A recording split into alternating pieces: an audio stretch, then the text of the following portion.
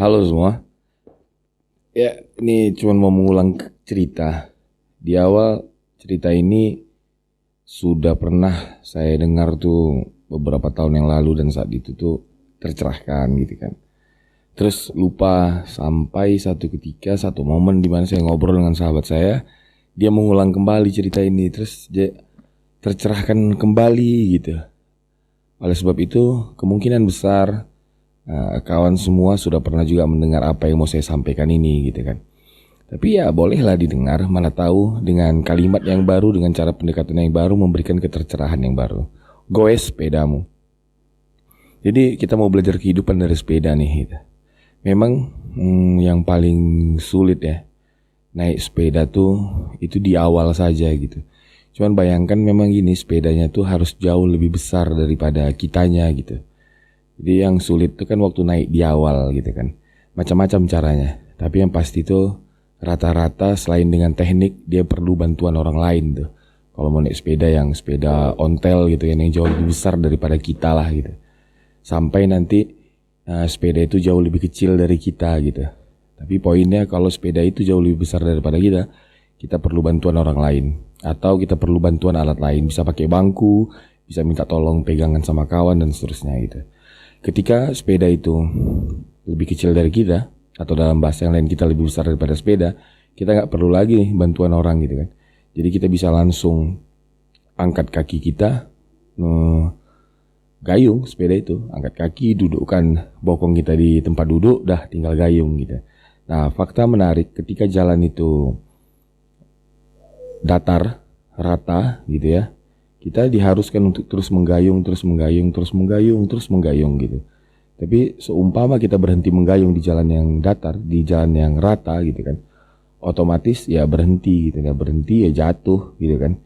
Jadi cara agar terus dapat bertahan di atas sepeda, ya gayung sepedamu, mau bagaimanapun gayung sepedamu.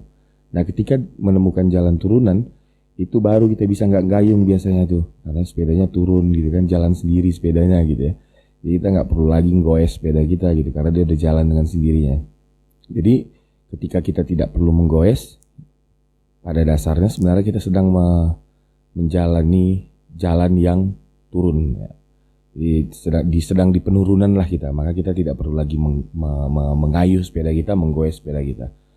Tapi seumpama kita sedang berada di jalan tanjakan gitu kan, nggak ada lagi. Ini makin nggak ada pilihan gitu. Jadi pilihan satu-satunya hanya menggoes, pilihan satu-satunya hanya menggayung. Seumpama kita tidak menggayung sedikit saja, kita bisa terpelanting tuh, mundur ke belakang gitu kan, terjatuh, terguling dan seterusnya.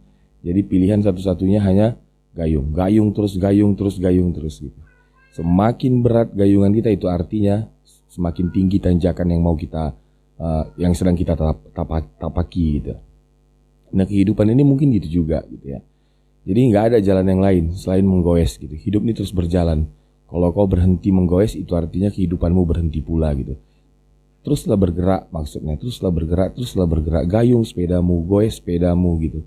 Kayu sepedamu terus bergerak gitu. Terus bergerak. Ketika kau berhenti bergerak itu artinya kehidupanmu berhenti. Jadi nggak ada lagi perkembangan. Tapi kalau seandainya kau rasa hidupmu anteng-anteng saja gitu kan, jangan pernah merasa aman, jangan pernah merasa nyaman, jangan pernah suka dengan kehidupan yang anteng-anteng aja. Nggak perlu kerja keras, nggak perlu bergerak gitu, kayaknya aman aja hidup ini ya. Dalam istilah lain itu di zona nyaman itu hati-hati, jangan-jangan kita sedang berada dalam proses jalan penurunan gitu kan. Itu amat sangat membahayakan gitu. Tapi seumpama kita sekarang ini merasa kehidupan kita itu berat banget gitu ya, banyak banget sepertinya masalah, terus kayaknya tertekan dan seterusnya, bersyukurlah karena sesungguhnya kau sedang berada dalam tanjakan. Jadi kehidupanmu itu sebenarnya sedang mengarah naik tinggi ke atas gitu. Teruslah, jalan satu-satunya untuk melewati itu hanya dengan terus menggayung. Karena kalau kau sempat tidak menggayung ya kau berhenti, ya kau bisa terjungkir balik karena ulahmu sendiri. Oleh sebab itu teruslah menggayung, jangan pernah merasa capek, penat, karena memang begitu seharusnya gitu. Jadi yang kita lakukan ini bukan perjuangan yang bagaimana kali gitu kan. Enggak, memang begitulah seharusnya kita dalam bersepeda gitu. Atau kalau kau nggak mau ya udah jangan pakai sepeda gitu kan. Tapi sadar dirilah saat ini kau mungkin memang hanya punya sepeda, jadi gayunglah, tak usah bermimpi kau sedang naik sepeda motor kalau kau hanya punya sepeda gitu. Mungkin itu sedikit yang perenungan mungkin atau apapun lah judulnya, bebas aja gitu. Tapi itu yang ingin saya sampaikan. Jadi apa yang kita lakukan saat ini, tetaplah gayung sepedamu, tetaplah kayu sepedamu, tetaplah goes sepedamu gitu. Tak usah pernah berhenti dan tak usah pernah merasa puas. Semakin ringan kau rasa gayunganmu, hati-hati gitu. Jangan-jangan kehidupanmu juga sedang menurun gitu. Jadi paksa terus, seberat apapun paksa teruslah bergerak, bergerak. Nah, bergerak dalam kehidupan ini yang bagaimana? Nanti kita bahas dalam kesempatan yang lain. Salam cinta untuk kita semua.